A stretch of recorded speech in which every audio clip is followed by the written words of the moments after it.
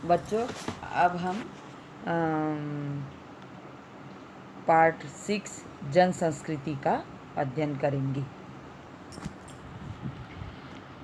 नेहरू जी जब भी भारतीयों की गतिशीलता को देखते तो वे उसका संबंध अतीत से जोड़ना चाहते, जबकि लोगों की नज़रें भविष्य पर टिकी रहती।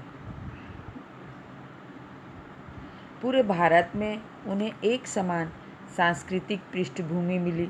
भले ही लोग अलग अलग प्रांतों के थे, अलग अलग जगह के थे, लेकिन इनकी पृष्ठभूमि में लोक प्रचलित दर्शन, परंपरा, इतिहास, प्राचीन कथाएं, दंत कथाएं, सभी का मेल इस प्रकार था कि किसी को भी किसी से अलग करना असंभव था। और वे उस समय भारत में इतने शिक्षित जनता, भारतीय जनता इतनी शिक्षित भी नहीं थी। उस समय शिक्षा का भी इतना विस्तार नहीं हुआ था, लेकिन अशिक्षित और निरक्षर लोग भी इस भारतीय पृष्ठभूमि के हिस्सेदार थे। वे हमारी पौराणिक ग्रंथों, महाकाव्य, रामायण, महाभारत, इन सभी के बारे में बहुत ही ज्ञान रखते थे और उन्हें ये मौखिक भी याद थी। और उनके जो लोकमानस पर ये सब पूरा का पूरा अंकित था। और जो गांव के लोग थे, अनपढ़ थे, उनको भी ग्रंथों के सैकड़ों पद याद रहते। वे किसी उदाहरण में और किसी बातचीत में इस सब चीज़ का प्रयोग करते थे।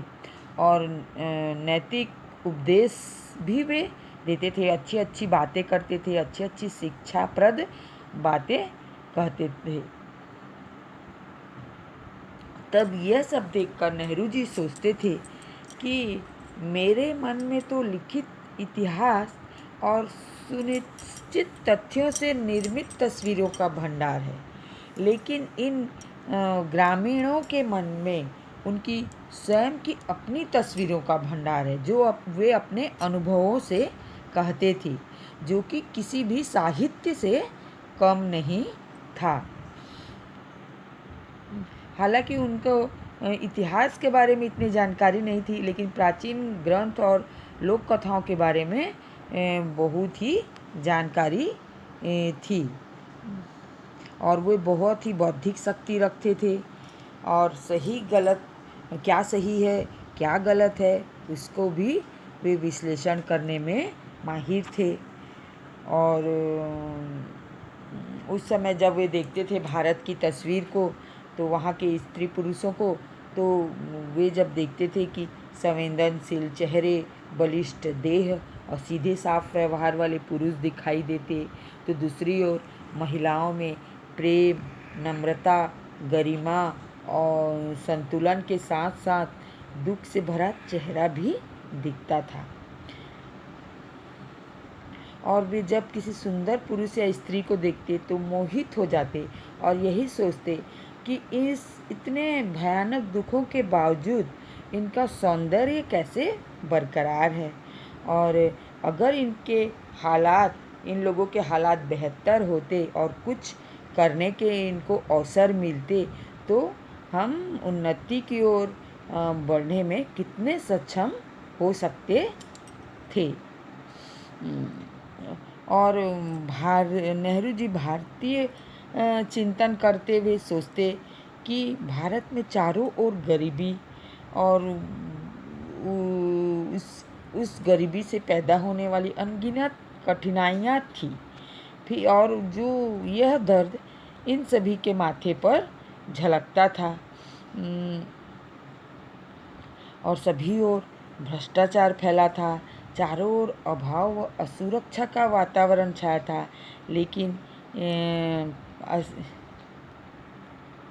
और इन स्थितियों को ये ग्रामीण जनता समर्पित भाव से स्वीकार करने में भी सक्षम थे। और अर्थात इनको हर हालत को ये सहने की शक्ति इनमें थी। हर परिस्थिति का सामना करने की शक्ति इनमें थी। और जो कि सांस्कृतिक विरासत की देन, नम्रता व भल मनसाहत हजारों वर्षों से भारत की धरोहर रही है। लेकिन जिसे बड़े से बड़ा दुर्भाग्य भी इनको मिटा ना सका। अच्छा, अंत में यही कहना उचित है कि नेहरू जी की दृष्टि में यही सत्य है कि भारत को अजीब अजीब दौरों से गुजरना पड़ा, कितने ही बुरे दौरों से गुजरना पड़ा, लेकिन इनके आधारभूत तत्वों को कोई भी हिला नहीं पाया।